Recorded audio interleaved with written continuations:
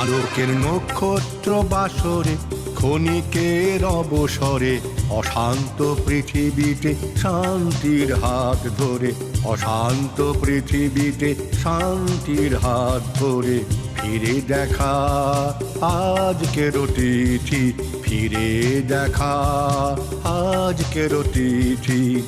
আলোকের নক্ষত্র বাসরে ক্ষণিকের অবসরে অশান্ত পৃথিবীতে শান্তির হাত ধরে, অশান্ত পৃথিবীতে শান্তির হাত ধরে ফিরে দেখা আজকের তিথি, ফিরে দেখা আজকের তিথি। আলোকের নক্ষত্র বাসরে।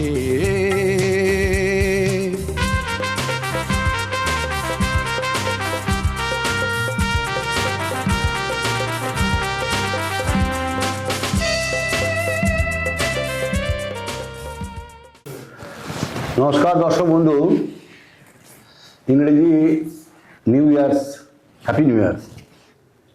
হ্যাপি নিউ ইয়ারের নতুন শুভেচ্ছা, অভিনন্দন, আন্তরিক ভালোবাসা সকলকে,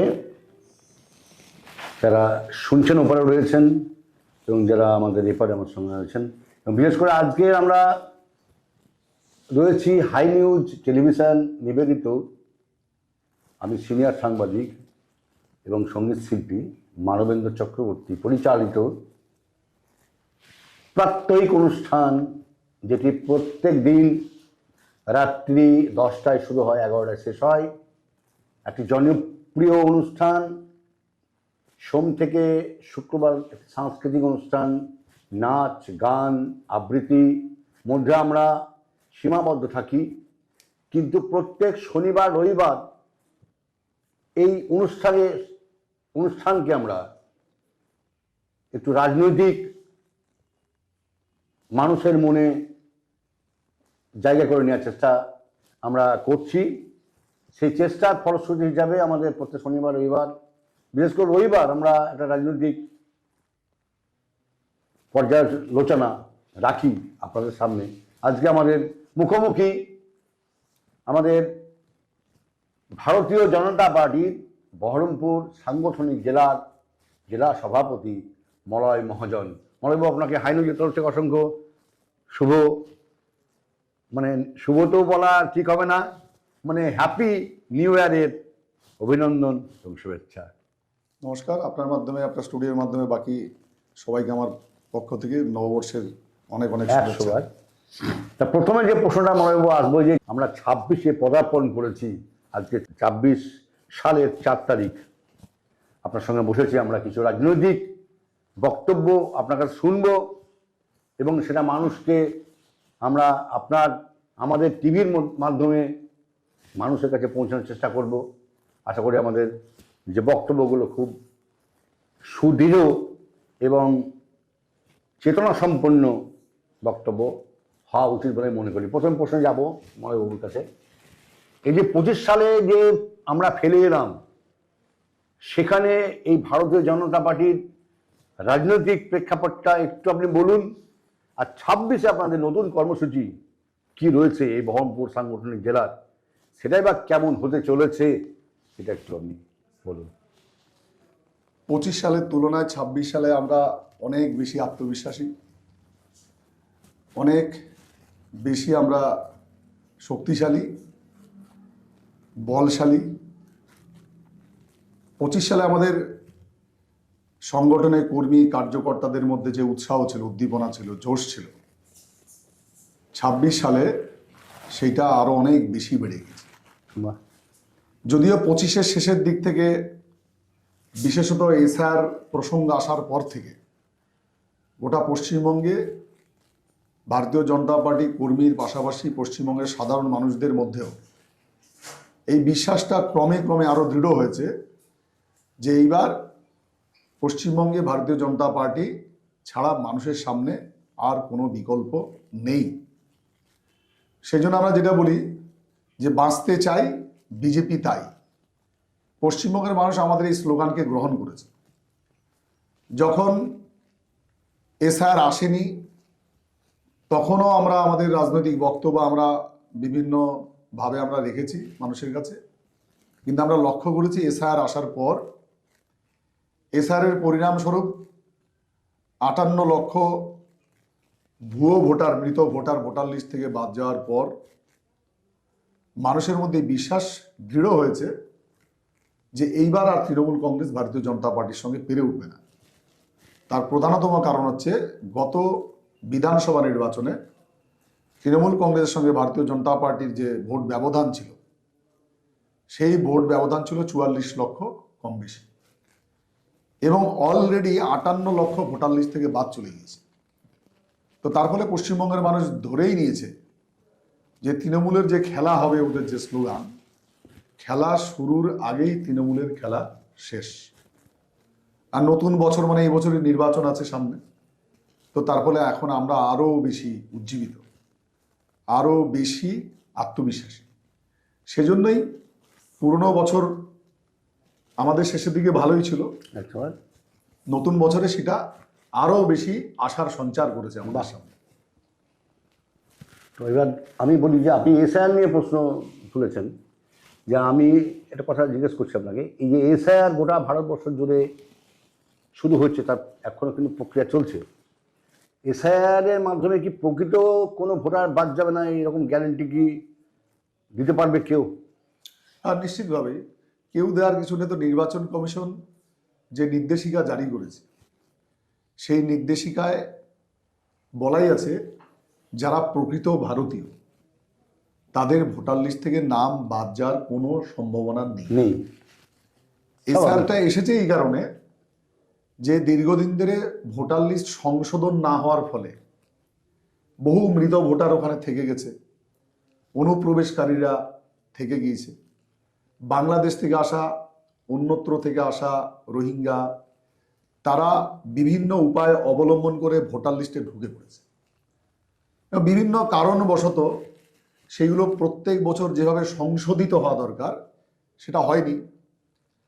আর সেই কারণে নির্বাচন কমিশন মাঝে মধ্যে এটাকে আরো বেশি পরিষ্কার পরিচ্ছন্ন ঝাড়াই বাছাই করবার জন্য এসআইআর করে। এর আগে যেটা হয়েছিল আরো 20-22 বছর আগে, এইবার আবার আরো পরিষ্কার করার জন্য, স্বচ্ছ করবার জন্য নির্বাচন কমিশন এই পদক্ষেপ নিয়েছে। আর নির্বাচন কমিশনের কাজই হচ্ছে এটা, যে যাতে প্রকৃত ভারতীয় নাগরিক যারা, তারা যাতে গণতন্ত্রে অংশগ্রহণ করতে পারে এটাকে সুনিশ্চিত করা। সেই জন্য প্রকৃত ভোটার কখনো বাদ যাবে এটা নির্বাচন কমিশনের কাজের মধ্যে হওয়ার কোনো প্রশ্নই নেই। বরং নির্বাচন কমিশনের কাজই হচ্ছে প্রকৃত ভোটার ভোট দেবে, নির্বিঘ্নে অবাধে তার ভোটাধিকার মতামত প্রয়োগ করতে পারবে। সেই জন্য নির্বাচন কমিশন যাবতীয় ব্যবস্থা গ্রহণ করে। আর সেই জন্য ভারতীয় জনতা পার্টি প্রথম থেকেই এসআইআর সহ নির্বাচন কমিশনের সমস্ত পদক্ষেপকে স্বাগত জানিয়েছে এবং আমরা এটাকে সমর্থন করছি।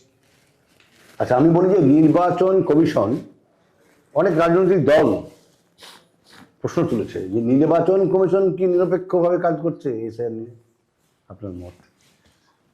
কারোর কাজকর্ম নিয়ে যে কেউ প্রশ্ন তুলতেই পারে, কিন্তু আপনি একটা খেয়াল করুন, আমাদের ভারতবর্ষের গণতন্ত্রের একটা মহিমা ছিল এটা, আমরা সাধারণত বিচার ব্যবস্থার বিরুদ্ধে, বিচারকের বিরুদ্ধে কথা বলতাম না।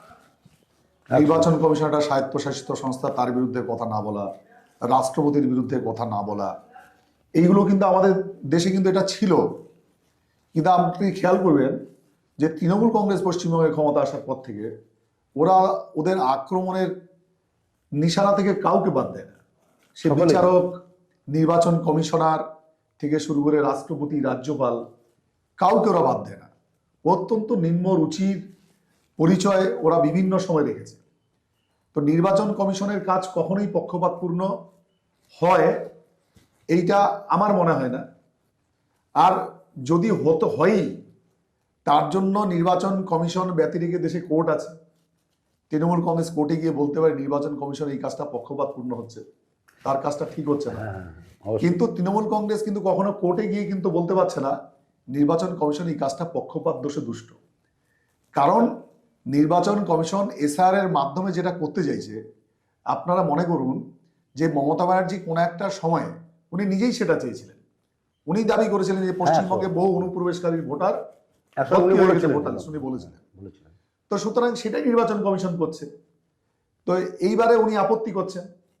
কারণ ইতিমধ্যে উনি অনুধাবন করেছেন যে যারা অনুপ্রবেশকারী, যারা রোহিঙ্গা, এদেশের বাসিন্দা নয়, ডুপ্লিকেট ভোটার, তারাই তৃণমূল কংগ্রেসের ভোটার। সেই কারণে তাদের নাম বাদ গেলে তৃণমূল কংগ্রেসের একটু অসুবিধা হবে। সেই কারণে তারা বিভিন্নভাবে এর বিরোধ করছে। নির্বাচন কমিশন পক্ষপাত সে দুষ্ট বলে বলার চেষ্টা করছে, কিন্তু নির্বাচন কমিশনের একটা কাজের কথা বলুক, যেটা নির্বাচন কমিশন কোনো দলের দিকে নজর রেখে করেছে, বা এই দলটা সুবিধা পাচ্ছে, তৃণমূল কংগ্রেস সেই সুবিধাটা পাচ্ছে না। এটা একটা অবান্তর কথা, কাউকে দোষারোপ করবার জন্য, কালিমালিপ্ত করবার জন্য বলা হয়। এটা ভেবে করা উচিত এগুলো। একদম। আচ্ছা, আমি দর্শক বন্ধু, মলয়বাবু বলেছেন যে নির্বাচন কমিশন কখনোই পক্ষপাত দুষ্ট নয়, নিরপেক্ষ। আপনাদের উপরে ছাড়া থাকলো, আপনারা কি বলবেন পরবর্তীকালে? মলয়বাবু, ভোটের বাক্সে নিশ্চয়ই এগুলো সব প্রতিফলিত হবে। আচ্ছা, আমি নেক্সট প্রশ্নে যাব, যে আজকে আমাদের যে ভারতবর্ষ, ধরুন গোটা ভারতবর্ষ বলে বলছি, ধর্ম নিরপেক্ষ দেশ, ধর্ম নিরপেক্ষতা কি বজায় থাকছে এখন? আমরা তো দেখছি যে মানুষের সমস্যা প্রচুর, চাকরি নেই, আজকে মানুষ খেতে পায় না, মানুষের বাসস্থান নেই, মানুষের রুটি রোজগারির কোনো চিন্তা ভাবনা আমরা স্লোগানে কিন্তু দেখতে পাচ্ছি না। বিভিন্ন রাজনৈতিক দলের মধ্যে দিয়ে জাতপাত নিয়ে মানুষ চলে আসছে। তো আমি বলছিলাম, আমি পরিষ্কার যে কথাটা বলতে চাইছি আপনার কাছে, আমি যে আমাদের এত সমস্যা, মৌলিক সমস্যা আমাদের রয়েছে। আমাদের দেশের রাস্তাঘাট এখনো সেভাবে সমস্ত জায়গায় কমপ্লিট হয়নি, আমাদের বিদ্যুৎ সব জায়গায় পৌঁছায়নি, আমাদের জলের সব জায়গায় ব্যবস্থা নাই, আমাদের বাসস্থানের সেরকম এখনো পর্যন্ত হয়েছে। সেন্ট্রাল আমাদের কেন্দ্রীয় সরকার, রাজ্য সরকার, উভয় সরকার মিলে অনেকগুলো পাকা বাড়ি কিন্তু হয়েছে, আমরা দেখতে পাচ্ছি, এগুলো একটা হয়েছে। কিন্তু এখনো প্রচুর সমস্যা রয়েছে। সেই সমস্যার কথা বাদ দিয়ে আজকে জাতপাতের নিয়ে এত মাতামারি কেন? যদি আপনার মুখ থেকে একটু কোনো সদুত্তর পাই আমরা ভালো। আপনার কথার মধ্য দিয়ে কয়েকটা শব্দ উচ্চারণ হলো জল, বিদ্যুৎ, বাসস্থান। আমি জলের ক্ষেত্রে আপনাকে বলি, জলের ক্ষেত্রে প্রধানমন্ত্রী সজলধারা প্রকল্পে প্রত্যেকটা গ্রামে গ্রামে বিশুদ্ধ পানীয় জল মানুষের কাছে পৌঁছেছে। ঠিক আছে। বিদ্যুতের কথা যদি বলেন, বিপিএল তালিকাভুক্ত লোক একটা না, দেখুন, বিদ্যুৎ কিন্তু এখনো আমাদের অনেক জায়গায় কিন্তু বিদ্যুৎ পৌঁছায়নি। ঠিক আছে, বিদ্যুৎ অনেক জায়গাতে পৌঁছায়নি, এরকম জায়গা যদি থাকে খুব কম আছে, আপনাকে খুঁজে বের করতে হবে। কিন্তু ভারত সরকারের প্রকল্প হচ্ছে কোনো এমন গ্রাম থাকবে না যেখানে বিদ্যুৎ পৌঁছাবে না। তা আজকের দিনে এরকম গ্রাম আছে কিনা আমি জানি না, কিন্তু এটা আমি বলতেই পারি যে এরকম কোনো গ্রাম খুঁজে পাওয়া মুশকিল যে যেখানে বিদ্যুৎ হ্যাঁ, আছে কম।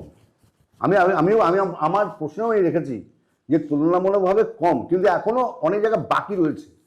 এবং আমি আরেকটা প্রশ্নের মধ্যে আপনাকে ঢুকিয়ে দিতে চাইছি, আমি যে বিদ্যুৎ নিয়ে আরেকটি প্রশ্ন করি। আমাদের আজ থেকে যদি 10 বছর 15 বছর আগে ফিরে যায়, বিদ্যুতের বিল প্রত্যেকটা জায়গায় বিদ্যুৎ বিল কম ছিল, যে একটা ব্যাপক বিদ্যুতের বিল, মানুষের ঘরে ঘরে মানুষ ফেরার। এই বিদ্যুতের বিল নিয়ে কেন লড়াই হচ্ছে না? কেন বিজেপি বা অন্য কোনো রাজনৈতিক দল কেন লড়াই না করে আজকে অন্য জায়গায় লড়াইয়ের সুরটাকে নিয়ে চলে যাচ্ছে? পশ্চিমবঙ্গ সরকার বিদ্যুতের যে বিল নেয়, ভারতবর্ষের অন্য কোনো রাজ্যে এই রকম হারে বিল হয় না। তা নিয়ে লড়াই কেন হচ্ছে না বলছি। কিন্তু নরেন্দ্র মোদী সরকার বিপিএল তালিকাভুক্ত লোকেদের জন্য বিনামূল্যে বিদ্যুৎ সরবরাহ করছে। আপনি প্রধানমন্ত্রী আবাস যোজনার কথা বললেন, প্রধানমন্ত্রী আবাস যোজনার লক্ষ্যই হচ্ছে ভারতবর্ষে একটি বাড়িও থাকবে না যার মাথায় পাকা ছাদ। হ্যাঁ, এটা আমরা জানি, সেটাই হওয়া উচিত, এবং সেইটা আমরা করছি। এবং শুধু এইটুকুই নয়, আপনি দেখুন, একটা শিশু যখন গর্ভে আসে এবং সেই শিশু ভূমিষ্ঠ হওয়ার পর থেকে শিশুর বড় হওয়া, স্কুলে যাওয়া, ইউনিভার্সিটিতে যাওয়া, চাকরির জন্য চেষ্টা করা থেকে শুরু করে চাকরি রোজগার শেষে যখন তার মৃত্যু হয় বার্ধক্যের পর, তখন শ্মশান যাত্রা পর্যন্ত কেন্দ্র সরকারের প্রতিটি ফেজে কোনো না কোনো প্রকল্প জনকল্যাণে আছে। শিশু যখন গর্ভে থাকে তার জন্য আইসিডিএস এর মাধ্যমে পুষ্টিকর খাবার, ভূমিষ্ঠ হওয়ার সময় সিজার যদি হয় তাহলে সিজারের খরচ, জননী সুরক্ষা প্রকল্প, যদি মা মারা যায় তার জন্য পরিবার সহায়তা, যদি হঠাৎ করে যদি কেউ মারা যায়, বিধবা ভাতা, বার্ধক্য ভাতা থেকে শুরু করে বাড়িতে যাতে বৃষ্টির জল না আসে, প্রধানমন্ত্রী আবাস যোজনা, বিশুদ্ধ পানীয় জলের জন্য প্রধানমন্ত্রী সজলধারা প্রকল্প, বাড়ি যাতে অন্ধকার না হয়ে থাকে প্রধানমন্ত্রীর যে বিপিএল তালিকাভুক্ত লোকেদের যে বিনামূল্যে বিদ্যুৎ, সবই কেন্দ্র সরকারের প্রকল্প এবং জনকল্যাণই কেন্দ্র সরকারের প্রকল্প। আর আপনি যদি রাজ্য সরকারের কথা বলেন, এর একটি প্রকল্প রাজ্য সরকারের নয়। আর আপনি যেটা জাতপাত বলেন বা ধর্ম বললেন, তো ভারতবর্ষে ধর্মকে নিয়ে, মন্দির মসজিদকে নিয়ে সবচেয়ে বেশি আলোড়ন তৈরি করেছে যে ঘটনাকে কেন্দ্র করে, সেটা হচ্ছে অযোধ্যার রাম মন্দির। অযোধ্যার রাম মন্দির নিয়ে আপনি দেখুন যে ভারতীয় জনতা পার্টি কিন্তু অযোধ্যার রাম মন্দির নির্মাণ কিন্তু মারপিট করে করে। অযোধ্যার রাম মন্দির নির্মাণ ফয়সালা হয়েছে, কোর্টের ফয়সালা অনুসারে অযোধ্যার রাম মন্দির নির্মাণ হয়েছে। এবং সেই রাম মন্দির নির্মাণকে কেন্দ্র করেও গোটা দেশের কোথাও কোনো বিশৃঙ্খলা তৈরি হয়নি। সেটা হচ্ছে মমতা ব্যানার্জি যখন পশ্চিমবঙ্গের প্রথম মুখ্যমন্ত্রী হিসেবে শপথ নিলেন, সেদিন ছিল শুক্রবার, তিনি ঘোষণা করেছেন যে পবিত্র জুম্মাবারে আমি শপথ নেব। এই প্রথম কোনো মুখ্যমন্ত্রী ঈশ্বর ও আল্লাহর নামে শপথ নিয়েছিলেন। ঈশ্বর ও আল্লাহর নামে শপথ নিয়ে প্রথম মন্ত্রিসভার বৈঠকে যে সিদ্ধান্তগুলো নিয়েছিলেন তার মধ্যে একটি হচ্ছে ইমামদের জন্য এবং মুয়াজ্জিনদের জন্য বেতন, মানে যারা নামাজ পড়াবেন এবং আজান দেবেন তাদের জন্য বেতন। এই প্রথম পশ্চিমবাংলায় কারা করেছিল? ধর্মনিরপেক্ষ তৃণমূল সরকার। আর কারা চুপ করেছিল? ধর্মনিরপেক্ষ সিপিএম, ধর্মনিরপেক্ষ কংগ্রেস, এরা সবাই চুপ করেছিল। ভারতীয় জনতা পার্টি তখন থেকে সেটা বিরোধ করেছে।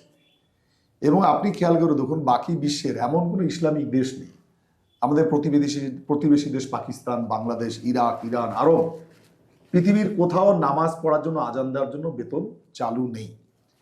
কিন্তু মমতা ব্যানার্জি পশ্চিমবঙ্গে এটা চালু করলেন তোষণের রাজনীতি হিসেবে।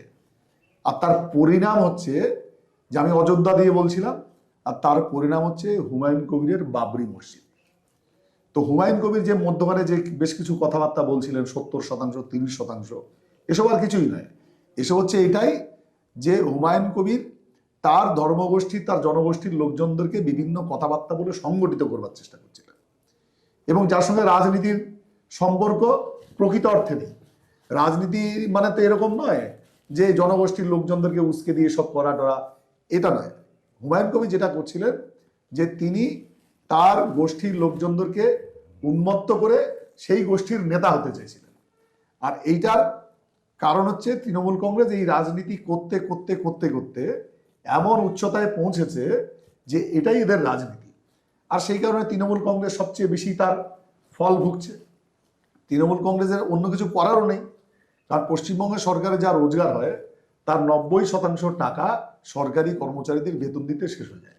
আর ওর হাতে থাকে 10 টাকা। 10 টাকা দিয়ে তো মানুষের উপকার করার মতো টাকা নেই।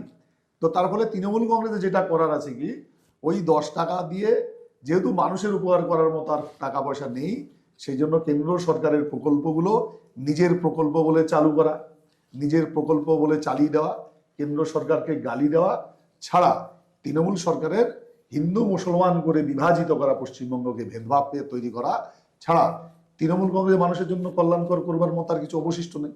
সেই কারণে তৃণমূল কংগ্রেস মসজিদ বানানোর, এই আজান দেওয়ার জন্য, নামাজ পড়ার জন্য বেতন যেমনি দেয়, আবার কিছুদিন পরে চিন্তা করে দেখে হিন্দুরাও যদি এবার রুষ্ট হয় তাহলে হিন্দুদেরকে আবার তুষ্ট করবার জন্য দুর্গাপূজার জন্য অনুদান দিতে হয়, লোকনৃত্যের জন্য অনুদান দিতে হয়। কিন্তু পশ্চিমবঙ্গের হিন্দুরা কোনো সময় বলেনি আমাকে দুর্গাপূজার জন্য পয়সা দাও, মুসলমানরাও বলেনি আমাকে নামাজের জন্য পয়সা দাও, আজান দেওয়ার জন্য পয়সা দাও। উনিই চালু করেছিলেন, ভেবেছিলেন এটা করলে ফল ভালো হবে। তো খানিক ভালো হয়েছিল, পরে বুঝেছেন ফল খারাপ হয়েছে, তারপর দুর্গাপূজা শুরু করলেন, এখন আবার জগন্নাথ মন্দির শুরু করেছে, করলেন উনি। তো ওনার তো এটা কাজ নয়, আপনি যেটা বললেন ওনার কাজ না, আমাদের কেন্দ্রের সরকার আছে, কোনো সরকারের এটা কাছে কাম্য নয় মানুষের। অযোধ্যা মন্দির তো ভারত সরকার বানায়নি, উত্তরপ্রদেশ সরকারও বানায়নি। অযোধ্যা মন্দির বানিয়েছে মন্দির যারা কর্মকর্তা যারা আছে তারা মন্দির বানিয়েছে।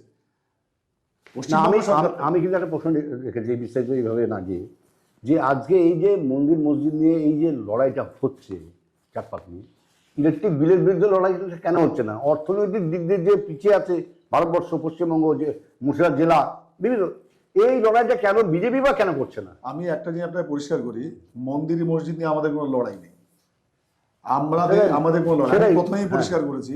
সুপ্রিম কোর্টের রায় আমাদের মন্দির, ওইখানে কেন মসজিদ হবে বলে আমরা কোনো লড়াইতে না, না না না, ওইখানে মসজিদ হবে কি হবে যা তা করবে তারা বুঝে নেবে, আমাদের এই নিয়ে কোনো লড়াই নেই। লড়াইটা তৃণমূল কংগ্রেস নিজে শুরু করেছে। তৃণমূল কংগ্রেস নিজে তোষণের রাজনীতি করতে গিয়ে নিজে তার পরিণাম ভোগ করছে। আজকে হুমায়ুন কবির বলছে যে এর থেকে আরএসএস ভালো, এর থেকে বিজেপি ভালো। তো উনি সার্টিফিকেট এর উপর তো বিজেপি বা আরএসএস কিছু এসে যায় না, না? কিন্তু উনি ফিল করেছেন এটা, যে তৃণমূল কংগ্রেস হচ্ছে সবচেয়ে সাম্প্রদায়িক দল। উনি বুঝে গেছেন যে তৃণমূলের মতো সাম্প্রদায়িক দল কেউ নেই।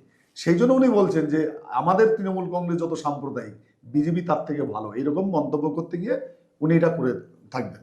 কিন্তু ভারতীয় জনতা পার্টি, এই আপনি শামসেরগঞ্জের ঘটনা বলুন, ওই যে পিতা পুত্র একসঙ্গে হত্যা হলো, ওই মুর্শিদাবাদের শক্তিপুরে, মুর্শিদাবাদের বেলডাঙ্গাতে, মুর্শিদাবাদের ঝাউবানা, নওদাতে যতবার সাম্প্রদায়িক যে কাণ্ড ঘটেছে, কোনো বাড়ি আপনি একটা উদাহরণ দেখাতে পারবেন না যেখানে ভারতীয় জনতা পার্টির কোনো কর্মী, কোনো কার্যকর্তা বা কোনো হিন্দু সংগঠন কোনো জনগোষ্ঠীকে উস্কানি দিয়েছে, তার সঙ্গে লড়াইতে নেমেছে। প্রত্যেকবার যেটা হয়েছে সেটা হচ্ছে গণহত্যা হয়েছে, গণলুণ্ঠন হয়েছে। শামসেরগঞ্জে কোনো সংঘর্ষ হয়নি, একটা জনগোষ্ঠী এসে সেইখানে মানুষকে জ্বালিয়ে দিয়েছে, পুড়িয়ে দিয়েছে, লুণ্ঠন করেছে, হত্যা করেছে, সম্মান নষ্ট করেছে। এখানে এইরকম হয়নি এই গোষ্ঠীও করেছে ওই গোষ্ঠীও করেছে, এইরকম কিছু কোথাও ঘটেনি। একটি গোষ্ঠী সেটা করেছে আর বাকি সেই অত্যাচার সহ্য করেছে, আর পশ্চিমবঙ্গ সরকার সেটা নীরবে দেখেছে। আপনি যেটা বললেন আর কি, যে এইটা নিয়ে বিজেপি তৃণমূল এরকম কোনো বিষয় নেই, এইটা তৃণমূল কংগ্রেস একতরফাভাবে মদত দিয়ে এটা করেছে। ভারতীয় জনতা পার্টি এই লড়াইতে কোনো সময় ছিল না, এখনো নাই। ভারতীয় জনতা পার্টির সরকার চলছে ভারতে, নরেন্দ্র মোদী সরকার চালাচ্ছেন। আপনি বলুন 14-15 বছর হলো সরকার চলতে লেগেছে, যে নরেন্দ্র মোদী সরকারের একটা প্রকল্প, একটা সিদ্ধান্ত, একটা ঘোষণা আপনি নাম করুন যাতে বোঝা যায় যে ভারতীয় জনতা পার্টি মুসলমানদের বিরুদ্ধে বা ভারতীয় জনতা পার্টি হিন্দুদের পক্ষে, এবং সেই রকম করে সরকার চালানোর চেষ্টা করছে। ভারতীয় জনতা পার্টির যত কোটা প্রকল্প দিল্লি থেকে চলছে, সমস্ত প্রকল্প সমস্ত মানুষের জন্য, সমস্ত দলের লোকের জন্যই ঘোষণা করা হয়েছে। এটা তো হওয়া উচিত। একটা সরকার নির্বাচিত হবে, তাকে কে ভোট দিল কে না দিল সেটা বড় কথা নয়, সেই সরকারটা কিন্তু সকলের হয়ে যায়, এবং সেই সরকারের উচিত প্রত্যেকটি নাগরিককে ন্যূনতম একটা সুরক্ষা দেওয়া। তো যাই হোক, আমাদের বিরতি নেওয়ার সময় হয়ে গেছে, আমরা একটা বিরতিতে যাব। আমরা রয়েছি দর্শক বন্ধু হাই নিউজ নিবেদিত, আমি সিনিয়র সাংবাদিক এবং সঙ্গীত শিল্পী মানবেন্দ্র চক্রবর্তী পরিচালিত কথায় সুরে গানে গল্পে ফিরে দেখা আজকের অতিথি।